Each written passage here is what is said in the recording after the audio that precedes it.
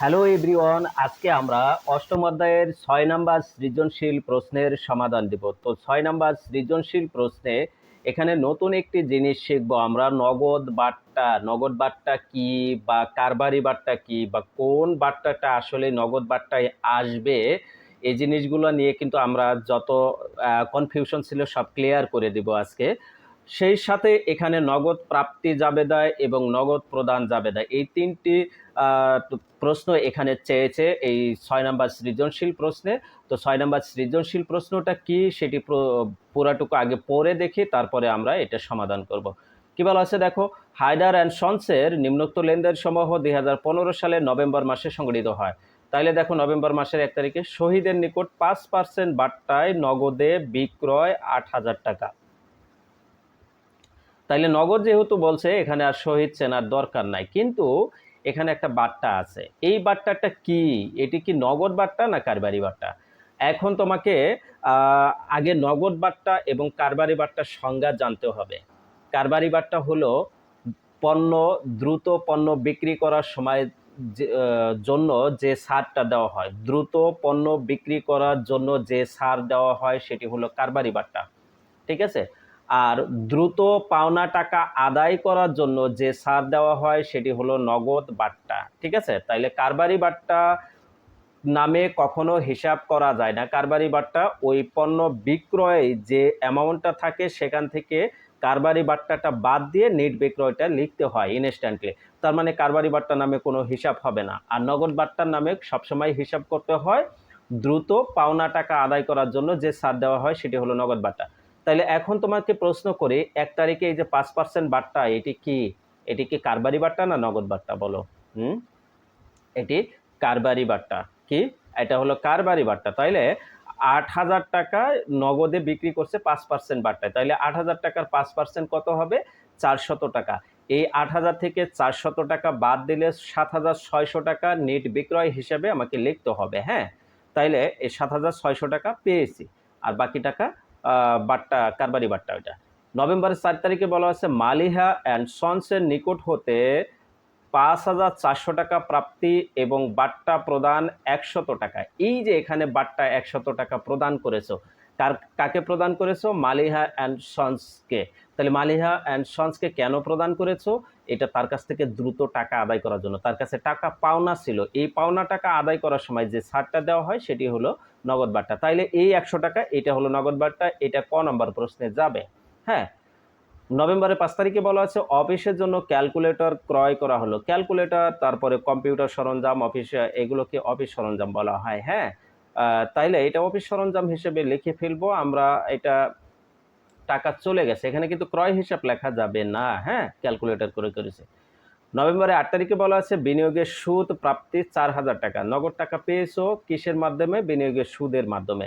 এরপরে নভেম্বরের 12 তারিখে বলা আছে জামাল ট্রেডার্সকে 3,500 টাকার পণ্য নিষ্পত্তিতে 3,300 টাকা প্রদান। দেখো, জামাল ট্রেডার্স পাবে কত? 3,500 টাকা। সেখানে তুমি পরিশোধ করেছো কত?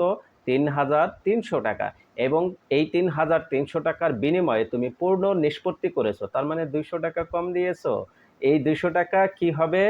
এটি নগদ বাট্টাতে যাবে। এটা কোথায় যাবে? নগদ বাট্টায়। ঠিক আছে? তাইলে এই যে 12 তারিখের লেনদেনটাও নগদ বাট্টায় যাবে, ক নম্বর প্রশ্নে যাবে। এরপরে দেখো, নভেম্বরের 18 তারিখে বলা হচ্ছে অফিসের ভাড়া পরিশোধ করা হলো 2,500 টাকা। তাহলে 2,500 টাকা নগদে কমে গেল। হ্যাঁ, অফিসের ভাড়া হিসেবে 2,500 টাকা কমে গেল।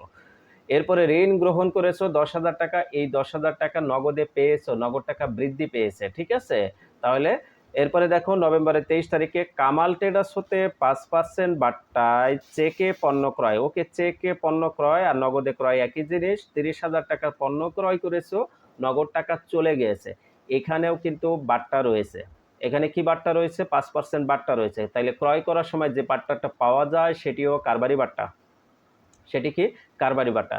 তোমাকে সহজ পদ্ধতি বলে দিই, ক্রয় বিক্রয়ের সময় যে বাট্টা দেওয়া হয় সেটি হলো কারবারি বাট্টা, সেটা নামে হিসাব করা যাবে না। আর পাওনা টাকা আদায়ের জন্য বা পাওনা টাকা পরিশোধ করার জন্য যে টাকা যে বাট্টা পাওয়া যায় সেগুলোকে নগদ বাট্টা বলে। ঠিক আছে? এটা হলো বেসিক, একদম মানে সহজ পদ্ধতি। তাইলে নগদ বাট্টা কোনটা? পাওনাদারের কাছ থেকে টাকা আদায় করার সময় যে ছাড় পাওয়া যায় সেটি হলো নগদ বাট্টা। আবার পাওনাদারকে টাকা পরিশোধ করার সময় যে ছাড় পাওয়া যায় সেটি হলো নগদ বাট্টা। হ্যাঁ, আর পণ্য ক্রয় বা বিক্রয়ের সময় যে ছাড় দেওয়া হয় সেগুলোকে কারবারি বাট্টা বলে। তাইলে এই 5% এটা হলো কারবারি বাট্টা। 30,000 টাকার 5% কত হবে? 1,500 টাকা। কিভাবে করব? 30,000 গুণন 5, ক্যালকুলেটরে তোমার পার্সেন্টেজ অপশন আছে, পার্সেন্টেজ চাপ দিলে 1500 টাকা চলে আসবে, অথবা 30,000 গুণন 5 সমান দিয়ে ভাগ দিবা 100 দিয়ে দিলে 1500 টাকা হয়ে যাবে। ঠিক আছে? তাইলে এগুলো ছিল প্রশ্নের সমাধান। ক নম্বর প্রশ্ন বলছে উপযুক্ত তথ্য হতে নগদ বাট্টার পরিমাণ নির্ণয় করো। তাইলে নগদ বাট্টা আমরা দুইটা পাইছি, একটা হলো এখানে 100 টাকা, আর এখানে দেখো 3,500 টাকা পণ্য নিষ্পত্তি করছো 3,300 টাকা দিয়ে, কম দিয়েছো কত? 3,500 থেকে 3,300 বাদ দিলে 200 টাকা হবে। তাইলে এই দুইটা, এটা কত 4 তারিখে আর এটা কত 12 তারিখে। এটা কেমনে সমাধান দিব? দেখো, নগদ বাট্টার পরিমাণ, হ্যাঁ, ক নম্বরে লিখবো নগদ বাট্টার পরিমাণ নির্ণয়। 2025 নভেম্বরের 1 মালিহা অ্যান্ড সন্সকে বাট্টা প্রদান 100 টাকা, এটা লিখবো এখানে। ঠিক আছে, বিবরণ টাকা টাকা এটা তো কলাম দিবই। তারপরে নভেম্বরের 12 তারিখে ছিল এটা, না, নভেম্বরের 12 তারিখে জামাল ট্রেডার্সকে পরিশোধ করা হয়েছে সেটা দিব। হ্যাঁ, নভেম্বরের 12 তারিখে এখানে কি দেব? জামাল ট্রেডার্স হতে বাট্টা প্রাপ্তি কত? 3,500 থেকে 3,300 মাইনাস করলে 200 টাকা হবে। তাহলে এই 100 আর 200 যোগ করলে 300 টাকা হবে। এই 300 এখানে আমাদেরকে ক্লোজ করে দিতে হবে। হ্যাঁ, এটা কিন্তু ক্লোজ করতে হবে, আমি ক্লোজ করতে ভুলে গেছি, এটা ক্লোজ করে দিবা। হ্যাঁ, এটা ওকে, 3,300 টাকা এটা ক্লোজ করে দিলা। এরপরে খ নম্বর প্রশ্নের সমাধান করব আমরা, তাই না? খ নম্বর প্রশ্ন কি বলেছে একটু দেখে আসি। খ নম্বর প্রশ্ন বলছে লেনদেন সময়ের ভিত্তিতে নগদ প্রাপ্তি জাবেদা প্রস্তুত করো। তাইলে নগদ প্রাপ্তি কোনগুলো এগুলো একটু ফাইন্ড আউট করে নিই আগে। হ্যাঁ, এগুলো ফাইন্ড আউট করে নিই যে আসলে কি আছে নগদ প্রাপ্তিতে, কি কি আছে দেখি, আমরা একটু খুঁজে নিই।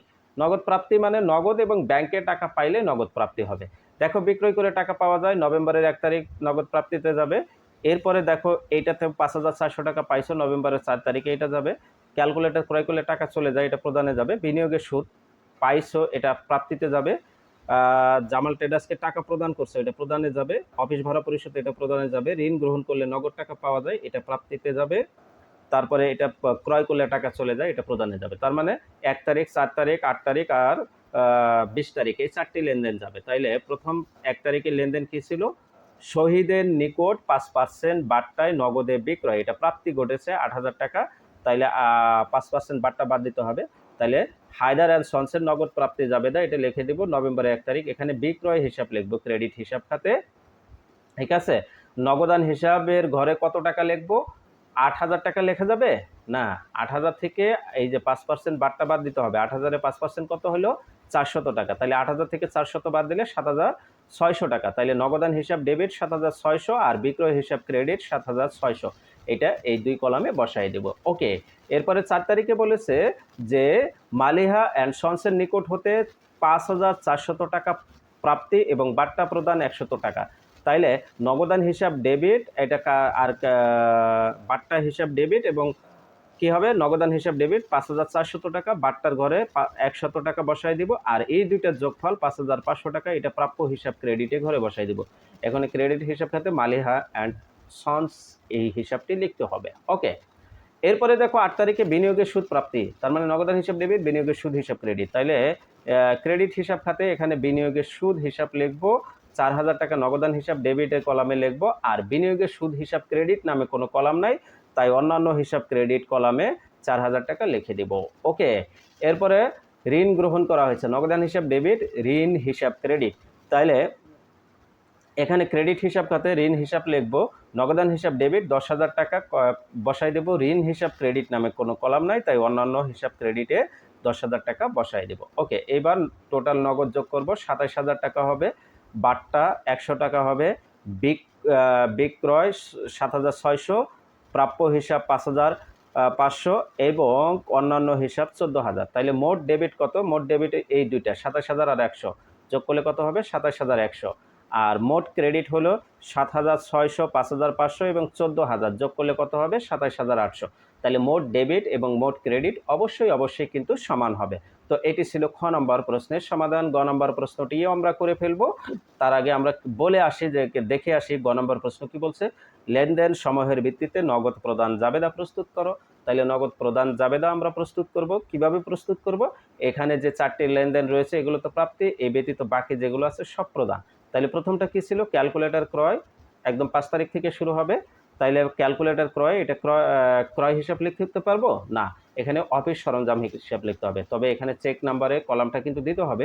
অনেকে স্কিপ করো, এখানে স্কিপ করা যাবে না, কারণ চেক নাম্বার দেওয়া আছে প্রশ্নে। হ্যাঁ, তাইলে চেক নাম্বারটা বসাইতে হবে, তাইলে স্কিপ করা যাবে না। যদি চেক নাম্বার না দেওয়া থাকে তাহলে স্কিপ করতে পারো, হ্যাঁ, কিন্তু চেক নাম্বার প্রশ্নে দেওয়া থাকলে স্কিপ করতে পারবে না। তাহলে নভেম্বরের 5 তারিখে এখানে ডেবিট হিসাব খাতে অফিস সরঞ্জাম হিসাব লিখবো। তাইলে অফিস সরঞ্জাম হিসাব ডেবিট, নগদান হিসাব ক্রেডিট, তাই না? অফিস সরঞ্জামের নামে কোনো কলাম নাই, অন্যান্য হিসাব ডেবিটের কলামে 500 টাকা বসাইলাম, নগদান হিসাব ক্রেডিটের কলামে 500 টাকা বসাইলাম। ঠিক আছে, এরপরেরটা কি বলা আছে? 12 তারিখেরটা বলা আছে জামাল ট্রেডার্সকে পরিশোধ করেছে কত টাকা? 3,300, 200 টাকা বাট্টা। তাইলে জামাল ট্রেডার্স পেয়েছে, তাইলে জামাল ট্রেডার্স এখানে ডেবিট হিসাব কত লিখবো? তাহলে প্রদেয় হিসাব ডেবিটে 3,500 টাকাই লিখবো। নগদান হিসাব ক্রেডিট কত টাকা দিয়েছি? 3,300 টাকা। আর বাট্টা পেয়েছি কত? 200 টাকা। ওকে, এইগুলো বসাই দিব। এরপরে দেখো 18 তারিখে ভাড়া পরিশোধ করেছি, ভাড়া হিসাব ডেবিট, নগদান হিসাব ক্রেডিট। তাইলে এখানে কি লিখবো? ভাড়া হিসাব লিখবো। ভাড়া হিসাব নামে কোনো কলাম নাই, অন্যান্য হিসাবে 2,500 টাকা বসাই দিব, নগদান হিসাব ক্রেডিট 2,500 টাকা বসাই দিব। এরপরে সর্বশেষ যেটি আছে এটি হলো 23 তারিখে কি করেছি? 5% বাট্টায় চেকে পণ্য ক্রয় করেছি। চেকে পণ্য ক্রয় করলেও নগদ প্রদানেই যাবে। চেক আর নগদ প্রাপ্তির প্রদান জাবেদায় যায়, একই জিনিস। হ্যাঁ, এখানে একই জিনিস মনে করা হয়। চেক আর নগদ টাকা দুইটাকে নগদই মনে করা হয়। হ্যাঁ, তাহলে নগদ টাকা আসলে নগদ প্রাপ্তি, নগদ টাকা চলে গেলে নগদ প্রদানে আসবে। হ্যাঁ, তাহলে চেক চলে গেছে এখানে, মানে ব্যাংকে টাকা কমে গেছে। তার মানে কি এখানে নগদ প্রদানে যাবে। 30,000 টাকার পণ্য 5% বাট্টায় ক্রয় করেছে, তাইলে 30,000 টাকার 5% কত হবে? 1,500। এই 30,000 থেকে 1,500 বাদ দিয়ে 28,500 টাকা লিখতে হবে ক্রয় হিসাব ডেবিট, নগদান হিসাব ক্রেডিট। এখানে চেক নাম্বার দেওয়া আছে 5302, তাইলে চেক নাম্বারটা বসাই দেবো এখানে 5302। এখানে ক্রয় হিসাব লিখবো ডেবিট হিসাব খাতে, তাহলে ক্রয় হিসাব 28,500 টাকা ডেবিট, আর নগদান হিসাব ক্রেডিট 28,500 টাকা। কেন 28,500 টাকা হলো? 30,000 টাকা তো ক্রয় করেছি, তো এখানে 5% বাট্টা রয়েছে। ওকে, তাহলে এগুলোই লেনদেন ছিল না, এটাই সর্বশেষ। তাইলে এখন আমরা কি করব? জের প্রকাশ করব। তাইলে টোটাল ক্রয় যোগ করলে কত হবে? 28,500, প্রদেয় হিসাব 3,500, অন্যান্য হিসাব 500 আর 2,500 যোগ করলে 3,000 হবে।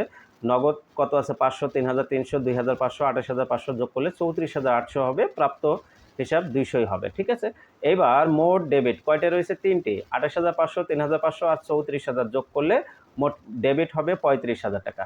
ক্রেডিট কত আছে? 34,000 আর 200 যোগ করলে কত হবে? 35,000 টাকা মোট ক্রেডিট হবে। তো এই যে মোট ডেবিট এবং মোট ক্রেডিট অবশ্যই সমান হতে হবে, নগদ প্রাপ্তি জাবেদা এবং নগদ প্রদান জাবেদা। তো এই ছিল 6 নাম্বার সৃজনশীল প্রশ্নের সমাধান।